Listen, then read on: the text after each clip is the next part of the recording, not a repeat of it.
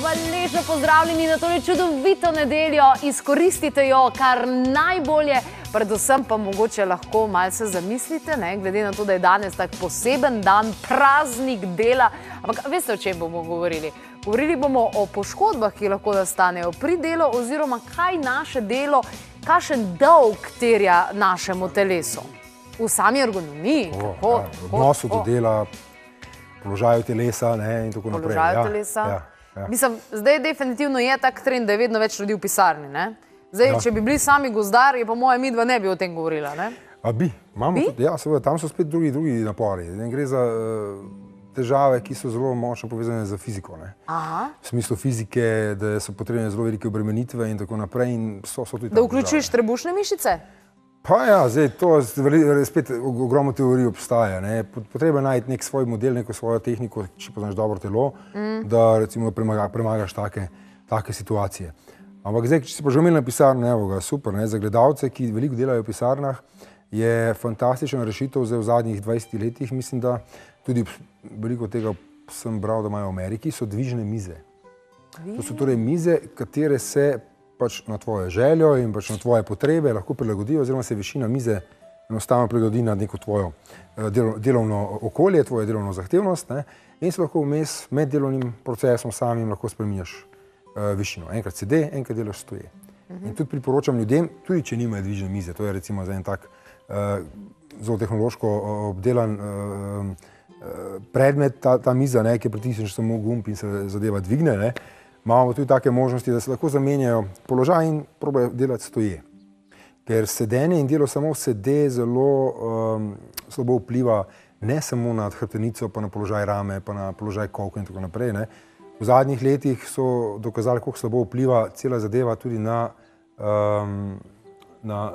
točno to, evo ga, lepa slika prikazuje, kako slabo vpliva tudi na notranje organe. No, ampak veš, kaj mi je zanimivo, Ja.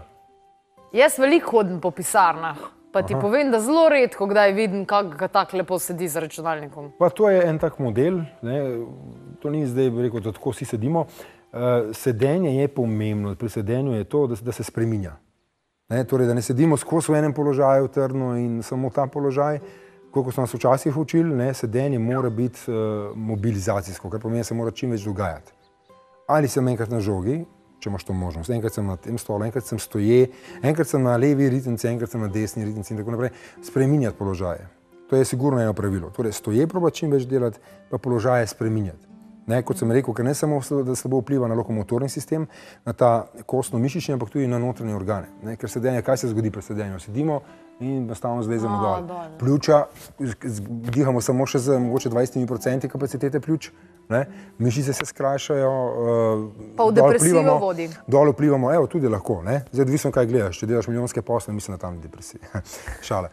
Ampak recimo, če delaš take posle, kjer so potrebni seveda neki večje odločitve in tako naprej in se to dogaja iz dneva v dan v takem položaju, se pa pride lahko tudi do, kot si rekel, do depresije.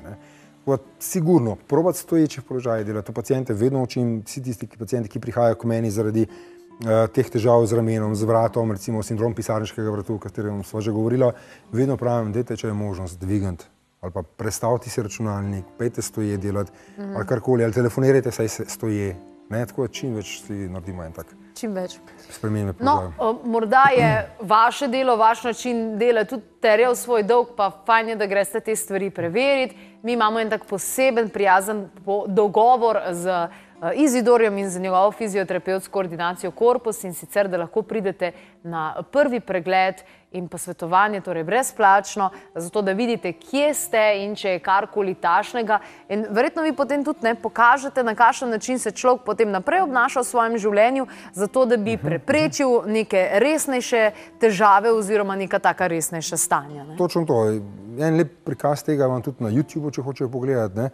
Vtipkajo moje ime, priimek, pa bojo dobili, mislim, tudi med prvih zadetkih, kako naj bi izgledalo pravilno sedenje pred računalnikom, recimo, ali pa za pisalno mizo ali karkoli. Tako da tukaj svetujemo tudi na samih terapijah, ko delamo že kakšne same terapevtske tehnike, da sprostimo določene strukture, da sprostimo določene patološke vzorce, ki se pojavljajo, in potem tudi svetujemo, kaj naj počnejo, kaj naj delajo. Torej, nikakor z vadbo reševati te težave, s fizioterapijo rešiti te težave, potem z vadbo vzdrževati to stanje. Lahko sam se poškoduješ, če greš kar neki pol na hardcore. Vadba je, ne se zapomne za vekome, vadba vzdržuje stanje. Pika. Ali je za to zdravo telo, vzdržuje zdravo telo. Če je to bolno telo, poškodbe z bolečino, vzdržuje boleče telo. Poškodbo in bolečino. In to je bistvo. Ampak vadba je samo vzdrževanje. Seveda govorim za ljudi, ki pač so recimo v nekem poprečju, ki ne vem koliko miga in tako naprej. Seveda z vadbo tudi dobimo bistveno večje cilje, če smo zdravi in če napredujemo. Tako da, ampak vzdržuje zdravo telo, to je bistveno, če smo zdravi, če nimamo težav. Če sem pa jaz sedim cele dneve, pa me že boli vrat, pa tako naprej, zdaj pa juriš, grem zdaj to razgibati, razmigati, razvleči, da se zadeva bo sprostila, ne bo šlo. Tukaj sploh, evo, prosti, ampak tukaj naj poudarim za ljudi, ki veliko sedijo. Največja težava, oziroma ne težava, rekel, ampak en tak paradoks se pojavi, ko mi pravijo, jaz sedim po 8-12 ur na dan, veste, kako se potem, kako pa skrbite za svoje zdravje, mislim, kaj počnete, petkrat se grem na kolo, delam po 150-100 km na teden, se je že videla, čakaj malo, sediš v pisarni, sediš na kolesu.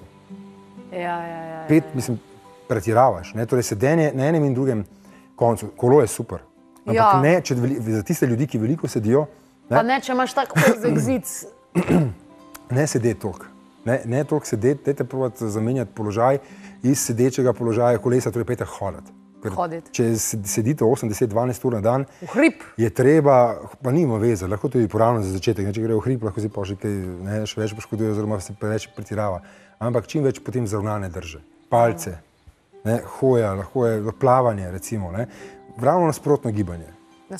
Medtem ko pa ljudje, ki pa veliko sedijo, oziroma veliko stojijo, pa delajo stoječe zadeve, ta recimo za kolo mu bo zelo pasala.